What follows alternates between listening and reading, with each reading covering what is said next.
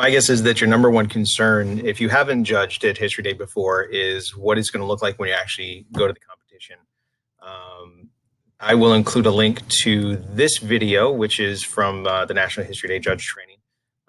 But in general, what you should expect is to meet with students around their projects for 10 to 20 minutes with each group. You will be in a group with at least one other judge, if not two more judges. Depends on how many judges we have show up that day. You'll be scheduled into 10-minute appointments for exhibits and papers.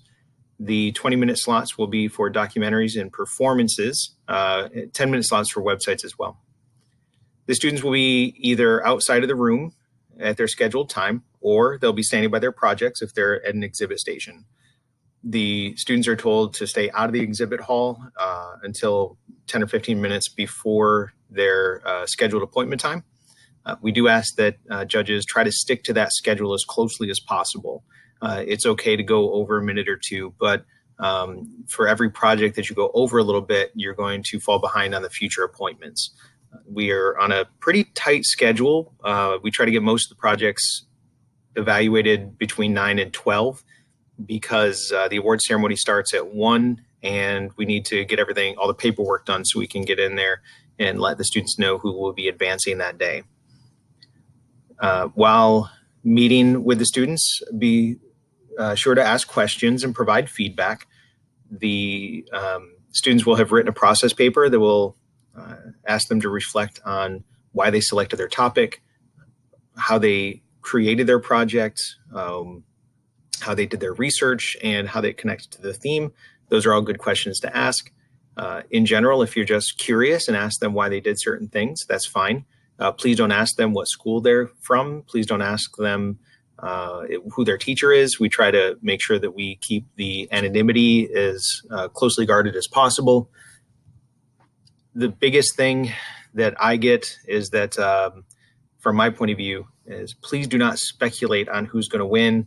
Please don't say anything like, if you were to advance, then you should do this, this, and this, because students will hear that is, oh, I think the judges want me to advance. We judge through consensus judging in the bigger flights, which means that you might really like a project that will not advance. We have 40 or 50 projects in some of these categories, and we can only take 4 to the states. So please don't speculate on who you think is winning. Please don't speculate on where they rank within the flight. Even on your evaluation forms, please don't mark them with like a ranking.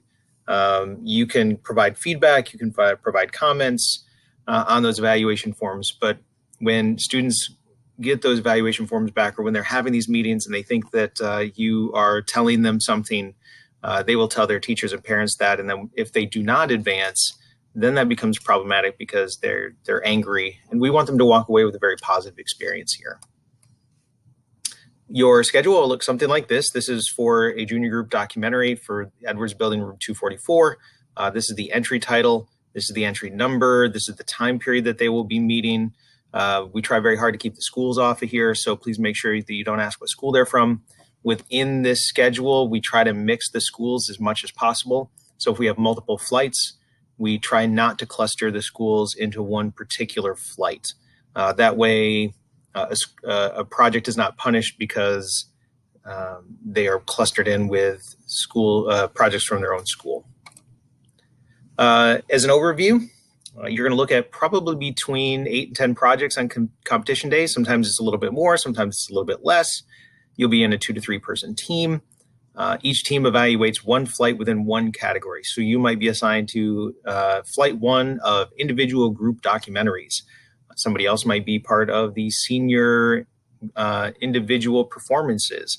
But you get one flight in one category, and you're looking at about 10 to 12. Categories with multiple flights will decide through deliberation and consensus, which means the judges are all going to get together and they will decide how which one to score.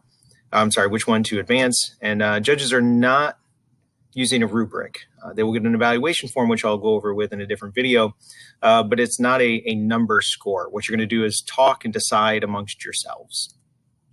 And we'll look at the evaluation sheets in a separate video.